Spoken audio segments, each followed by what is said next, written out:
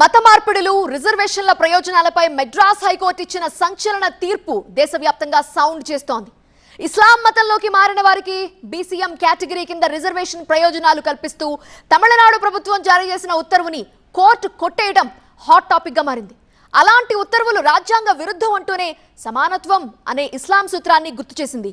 మరి మెడ్రాస్ హైకోర్టు తీర్పు దేశవ్యాప్తంగా ఎలాంటి ప్రభావం చూపించనుంది? ఇక నుంచి మత మార్పిడులపై ఎలాంటి ఇంపాక్ట్ ఉండబోతోంది? పొలిటికల్ గా రచ్చలేపుతున్న మతపరమైన రిజర్వేషన్ల సంగతి ఏంటి?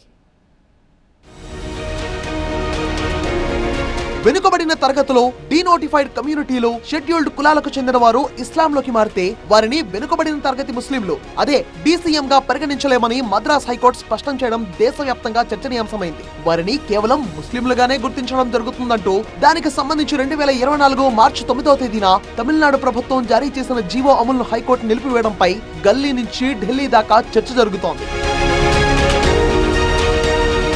రిజర్వేషన్ల కోసం మతం మారుతున్నారా లేక మత మార్పిడిలతో రాజకీయ పార్టీలు లబ్ధి పొందుతున్నాయా అంటూ మద్రాస్ హైకోర్టు కాస్త ఘాటు వ్యాఖ్యలే చేసింది. బీసీ కమిషన్ సిఫార్సు ఆధారంగానే జీవో ఇచ్చామన్న వాదనపై ధర్మాసనం ఆగ్రహం వ్యక్తం చేసింది. ఇస్లాం మతంలోకి ఒక హిందూ మారినప్పుడు అతడు కేవలం ఒక ముస్లిం అవుతాడని, ముస్లిం సమాజంలో అతడి స్థానం పూర్వకాలంపై ఆధారపడి ఉండదని 1951లోనే ఇచ్చిన తీర్పును మరోసారి హైకోర్టు గుర్తు చేసింది.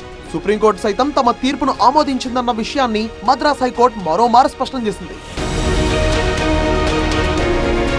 మద్రాస్ హైకోర్టు తీర్పును బీజేపీ నేతలు సమర్థిస్తున్నారు. మతపరమైన రిజర్వేషన్లను ప్రోత్సహించడం ముమ్మాటికి కరెక్ట్ కాదన్నారు బీజేపీ ఎంపీ లక్ష్మణ్. పలు రాజకీయ పార్టీలకు సైతం మద్రాస్ హైకోర్టు తీర్పు చెంపపెట్టు లాంటిదన్నారు. ఇకనైనా మతపరమైన రిజర్వేషన్లపై నేతలు మనసు మార్చుకుంటే మంచిదంటున్నారు. కేవలం రాజకీయ లబ్ధి కోసం మతపరమైన రిజర్వేషన్లు కల్పించడం దారుణమన్నారు. చాలా స్పష్టంగా కోర్టు మళ్ళీ తీర్పు ఇచ్చిందంటే ఇది చెంపపెట్టు లాంటి తీర్పు. ఆనాడు ఆంధ్రప్రదేశ్లో కూడా హైకోర్టు ఈ 14 కులాలు ఇది మతపరమైన రిజర్వేషన్ చెల్లుబాటు కావని తీర్పునిచ్చినా ఇవాళ సుప్రీంకోర్టులో ఆ కేసు కొనసాగుతున్నది. ముస్లింల యొక్క ప్రాప కోసం చేస్తున్న ప్రయత్నాలు ఏ రకంగా దేశవ్యాప్తంగా మరి ప్రజలు తిప్పి కొడుతున్నారు. ఆ రోజు 4% అని రాజశేఖర రెడ్డి గారు ముస్లింలకు ఇస్తే తగుదునము అని చెప్పి కేసీఆర్ గారు నేను 12% ముస్లింలకు రిజర్వేషన్ ఇస్తా అని చెప్పారు. రేవంత్ రెడ్డి గారు పరాకాష్ట ఆయన యొక్క మరి వాగ్దానాలు. ఇక ప్రస్తుతం జనాభా లెక్కల ప్రకారం అన్ని రంగాల్లో రిజర్వేషన్ కల్పించాలి. సమానత్వ సాధనలో భాగంగా ఈ విషయాన్ని రాజ్యాంగం సైతం నొక్కి చెబుతోంది. రాష్ట్రాలు రిజర్వేషన్లు కల్పించుకునే విషయంలో కేంద్ర ప్రభుత్వం సుప్రీంకోర్టు స్పష్టతనివ్వాలి. మారుతున్న కాలానికి అనుగుణంగా ప్రజలకు లబ్ధి చేకూర్చే ప్రభుత్వ విధాన నిర్ణయాలను కోర్టులు స్వాగతించాలి. అదేవిధంగా మత రిజర్వేషన్ల పట్ల కూడా స్పష్టతనివ్వాలి.